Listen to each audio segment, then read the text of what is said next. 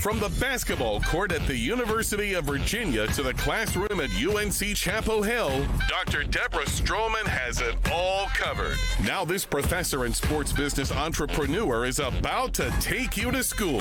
It's time for Dishing It Up with Dr. Stroman and the Sports Shop on Buzz Sports Radio. D-Stro. Good morning, good people. What's going on, Dr. Stroman? How you doing this morning?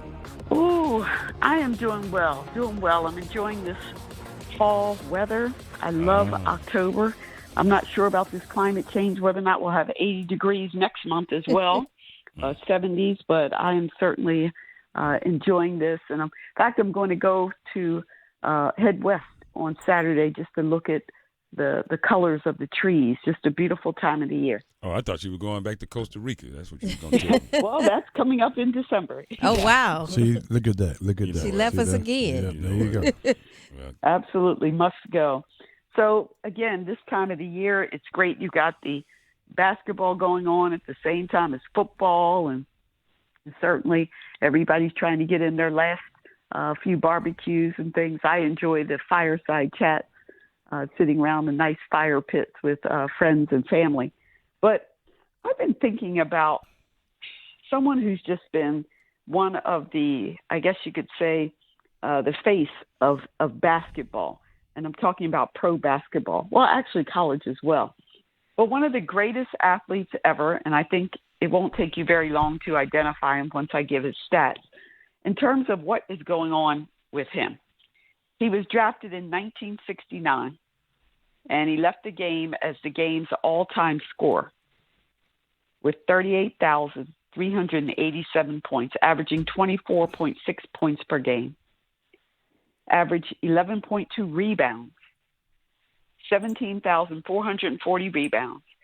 He had 33,189 blocks and nearly a 60% field goal percentage. He played for more than 20 years. And he scored in double figures in 787 straight games. Who am I talking about? Lou Alcindor? Yes, Kareem Abdul Jabbar. Yep. What is going on with this amazing writer, scholar, and Hall of Fame player? Some people, and I think I'm starting to agree, it's called old man bitterness. Oh, really? Okay. Yeah, it's back in the news again because earlier this week, Magic Johnson was talking to Shannon Sharp.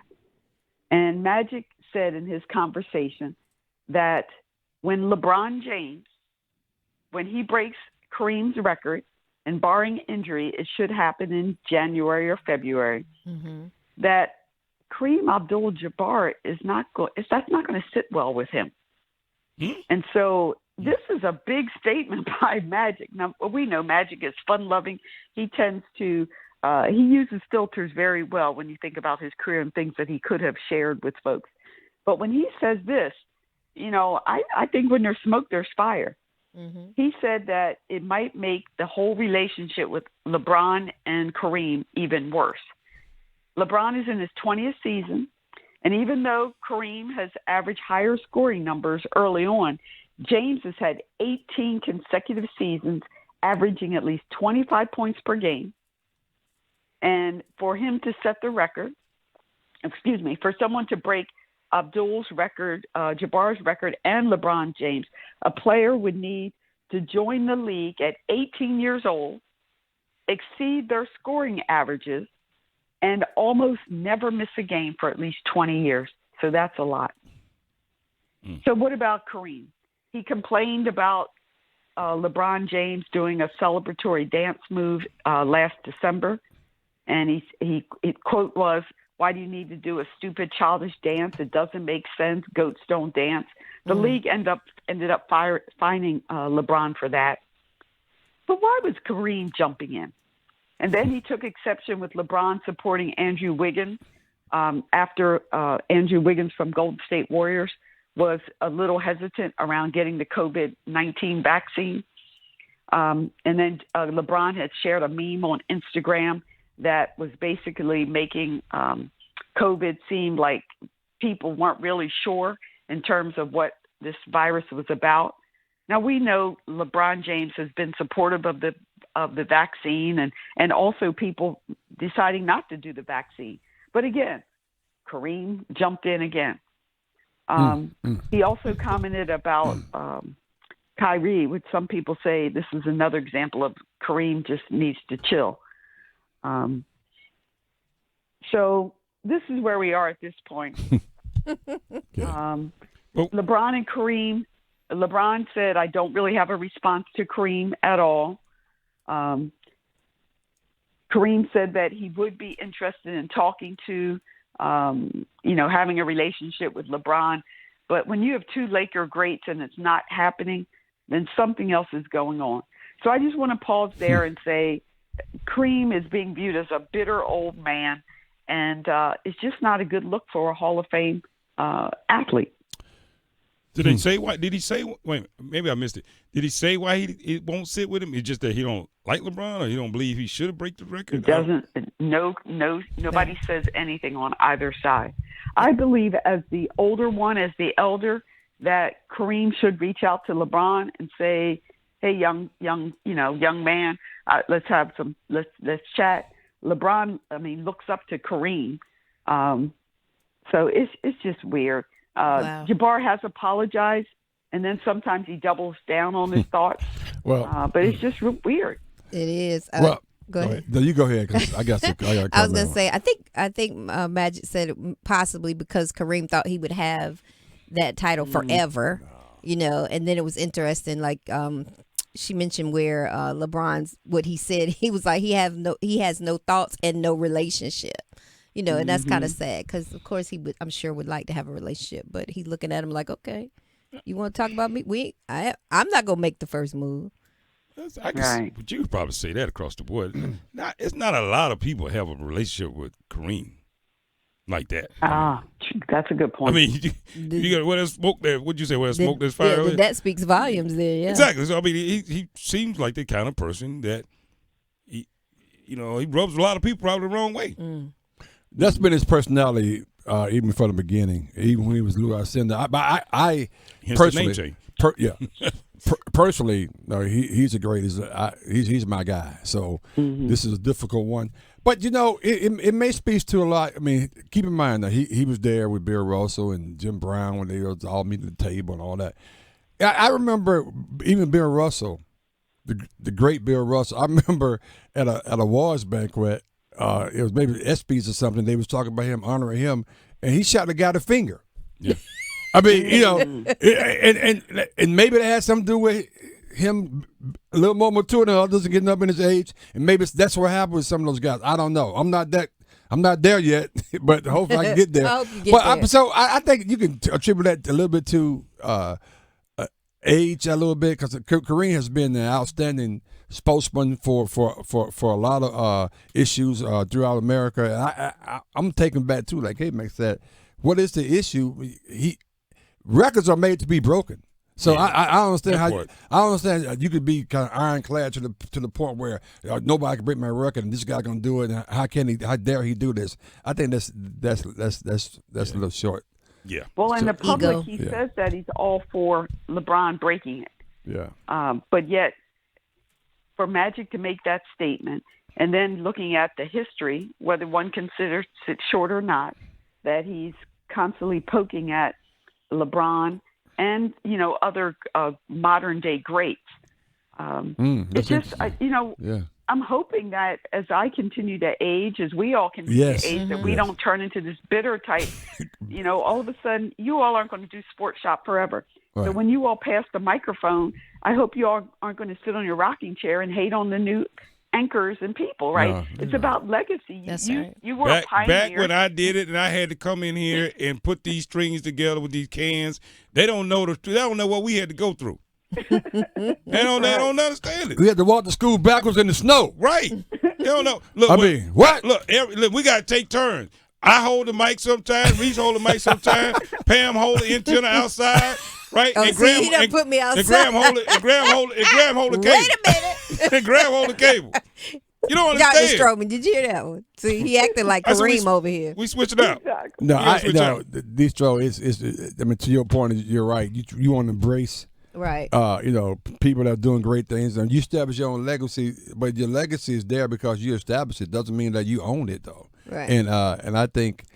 Yeah, Kareem, flag on. That's my guy. Flag on. But the need a play. little more around Yeah, that. but you can't just say. I got to drill down some more like Yeah, that. yeah, you can't just say, oh, I don't want to sit well with him. What are Yeah. you talking about? That's a number. Yeah. That's a number. Imagine I mean- if Magic put that out there. They done had a sidebar conversation. Imagine really know that Kareem probably would have cussing and saying a whole lot of things that he can't say. But imagine trying to give us the lighter version of what's going on. So it's something going on there. So let me flip the table really quickly. So, Dr. Stroman, you tell me, as a Hall of Famer, you telling me all the teammates you played with, you telling me sometimes you and some of those other Hall of Famers that you sit around with had a side eye on one or two of them to going, how in the heck did she get there? Yeah.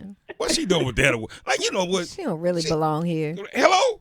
Come on. She didn't even We do did nothing. such I mean, You see what I'm saying? and she couldn't even go left. Right? So don't act like you don't know what we talking about. Dr. Stroman. She knows. Oh God. Yeah, exactly. She laughing through it. She's like, hey, no comment. There is no doubt there's some conversation, but Mount Rushmore folks. Yeah. It's just you just keep it to yourself. You do. I don't know about Kareem. I'm thinking even back, and I need to go back to some of these Lakers Showtime shows and the documentary that I was actually watching on Kareem Abdul Jabbar.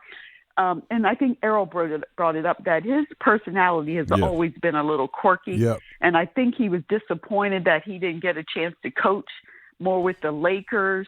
And he has been, before this modern day group of black athlete activists, Kareem has been writing about race relations and social justice for years. Yeah. He's been doing it. But there's just something about, being a Laker and breaking his record, that there's more to it. And, when Magic brings it up, because it was pretty quiet. So let's just watch this because, before we know it, it'll be December, it'll be January, and LeBron will be knocking on the door. And it'd be interesting to see if they've able to sit down and break bread, whether or not Kareem is very vocal, or is it one of those things where your silence is deafening, right?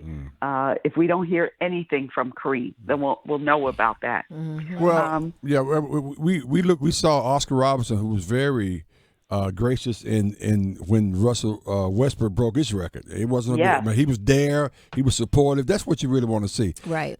I don't know, something that we don't even know about between Kareem and LeBron. Maybe something else going on there.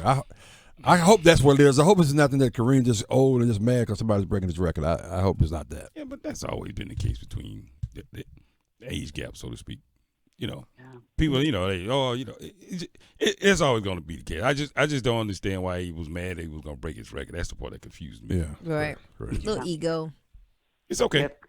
But I want to transition and just mention that I hosted an event on Tuesday night in partnership with the Advancement of Blacks in Sports as a part of one of my fall seminars for Gilling School of Global Public Health at Chapel Hill. And it was called Great See school. Us, Hear Us. Yeah, See Us, Hear Us, the voices of Black college athletes. And the topic was really to speak to the having the perspective of Black athletes at historically white institutions. And Malik Simmons, former football player at UNC, Madison Matthews, who's a current volleyball player at Virginia, Lexi Joseph, and Leigh Campbell. Leigh Campbell is a current student at Duke, is no longer on the track team, medical reasons, and Lexi Joseph played lacrosse at Duke. And then I had Dwight Hollier, who is the senior administrator at UNC Athletics, basically in charge of all athletes' well-being. Tynesha Lewis, who is a star at NC State women's basketball, who's the head coach at Elizabeth City State University women's basketball. And then the academic, Dr. Kwame Ajimang from The Ohio State University. And it was so raw and also inspirational. But to hear these Black athletes today talking about the trials and tribulations of trying to survive and thrive on white college campuses. And, of course, for all of us who've been there, done that, got the T-shirt, it just took us back 20, 30, 50 years that the struggle has not changed. And so I'm going to share that link with you to hear these stories. And I guess what I'm saying to all of us in the listening audience and to the anchors here, that we have to do better with our young people. The mental health challenges are real, and trying to find your way, tapping into university resources, having therapy, things that are needed. But our young athletes are really, really going through it.